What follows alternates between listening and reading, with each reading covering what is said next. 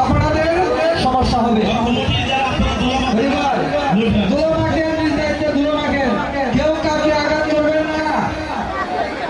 দুলার নিজ দায়িত্ব রাখেন, সবাই রাখেন,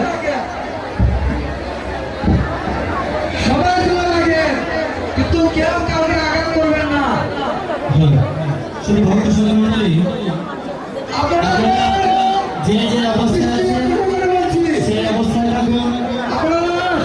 আপনারা একসাথে প্রসাদের দিকে ভিড় জমাবেন না, একসাথে প্রসাদের দিকে ভিড় জমাবেন না।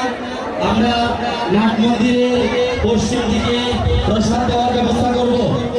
আপনারা যে যে অবস্থায় আছেন সেই অবস্থায় থাকুন। আপনারা সবাই একসাথে প্রসাদের দিকে ভিড় জমাবেন না। আমরা নাট মন্দিরে